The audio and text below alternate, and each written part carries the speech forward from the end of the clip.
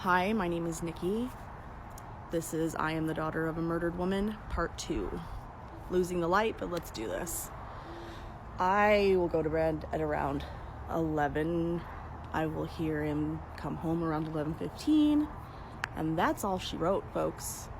As a child, I'm going to tell this to you as a viewpoint of a child. That is all I remember. I won't hear a damn thing.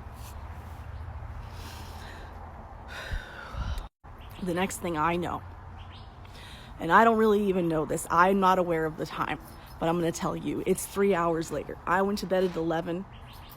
It is now just shy of 2 a.m. because they called it at like 11:50 something. I'm starting to shake a little. So it's almost 2 a.m. So it's been 3 hours. I'm out cold. God, the sleep of a child is amazing. I am woken to a flashlight in my face. And get up. Get dressed. Your mom and her boyfriend were in a fight. Get up. Get dressed. And then they told me that my mom went to a friend's house. Aunt Kay's. I knew that was a friend from work. We were there a bunch. I remember she had a house by the creek. Loved going there because I loved playing in the creek. The water. I don't know what to think. I have cops in my room. They finally had found the light switch because it's a garage. They don't know where to. That's why I got a flashlight in my face. They don't know where to flip.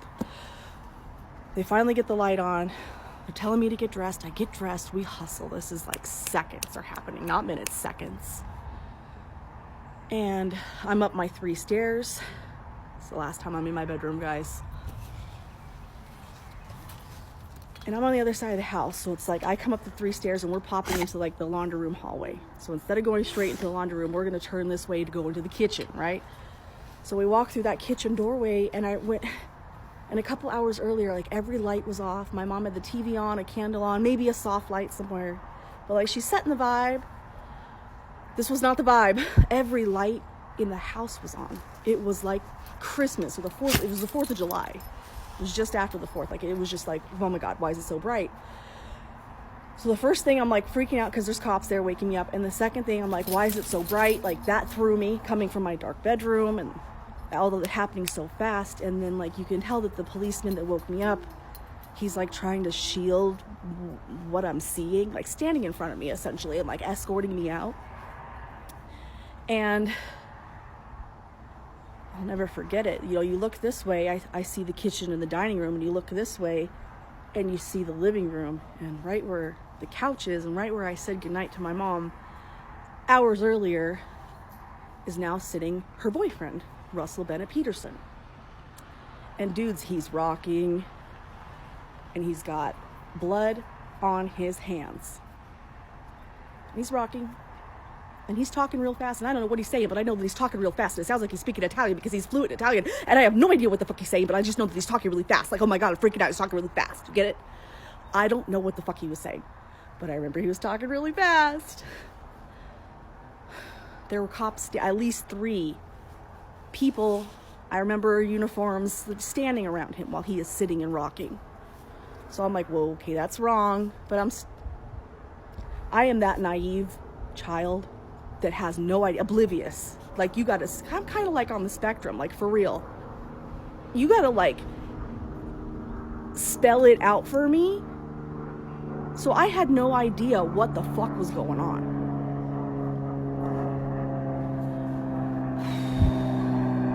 Seconds.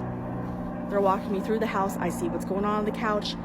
A few more steps. We are through the threshold of the doorway. Now we are in front of my home, and my first impression while we stand on the porch is, oh my God, cherries and blueberries. And cherries and blueberries, that's what I called them as a little child. That's red lights. That's cop cars. The red and blue. And they're everywhere, dudes. Like, I just remember cherries and blueberries everywhere. Cop cars everywhere. And they'll put me in the closest cop car to the porch, because I remember they were in the driveway and then they're lined on the street on Coffee Pot Drive. They were lined. Anyway, I get in the closest cop car, but I see that I'm not the first one there. Like, I see my little sister. She's like holding a teddy, something. She's holding a doll. And the second I'm in the car, she's saying, Poppy killed mommy, Poppy killed mommy, Poppy killed mommy, Poppy killed mommy. And like, she's saying it like that. Like, I'm trying to explain to you how animated she was.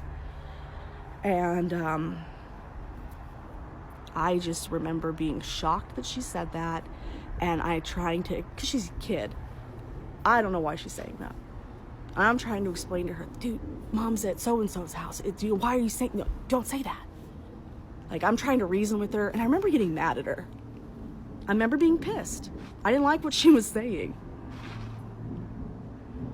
I do not know. I can honestly tell you, I don't know how much time will pass while I'm in the back of the cop car with my little sister before the next event happens.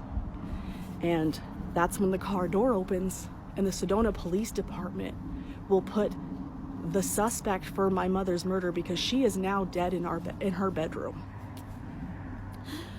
They will put the suspect for murder in the same car as the little children. That is their, like, I'm sure they did mistakes before that, but in my eyes, that's their first big mistake.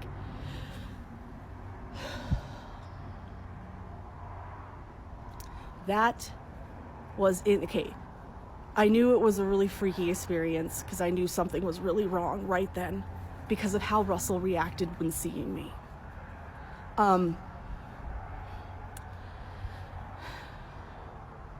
That's when I knew something was really wrong. It wasn't when the cops escorted me from my bedroom, waking me. It wasn't when my little sister is telling me Poppy killed mommy. It was when he got in the car, when they put him in the car with me.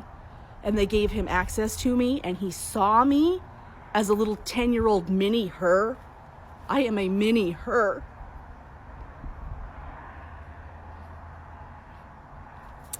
He will get in the car and he will instantly embrace me and whisper stuff in my ear like, I'm sorry, I love you, and I want to keep the family together. I will have no idea what any of this means. I just know that this is bad, bad, bad, bad, bad, bad, bad. And also, I don't want him touching me. I didn't like it. He wasn't my dad. He wasn't touchy-feely. He wasn't like this. That's when I knew something was really wrong. And that was the most horrible car ride away from my home. Not knowing what had happened. I still don't know. I'm a daughter of a murdered woman. I just know I'm 10. I'm in the car with my little sister's father, my mom's boyfriend. He's being super weird. Why is he being weird? I don't know. We will drive from my home, 5:30 Coffee Pot Drive. I'll drive away from that home for the last time with him embracing me and whispering freaky shit in my ear. And they will take me to the Sedona Police Department and they will put me on a bench in a hallway where I will sit for I don't know how long, not knowing what's going on, with my little sister saying fucked up shit, this guy fucking being weird. I don't know what the fuck to do but sit there and be freaked out. I couldn't tell you how many more hours will go by before foster care shows up and takes me into foster care with my little sister. The first thing they do, I remember, is putting us in like a little kid room with bunk beds and putting us to bed.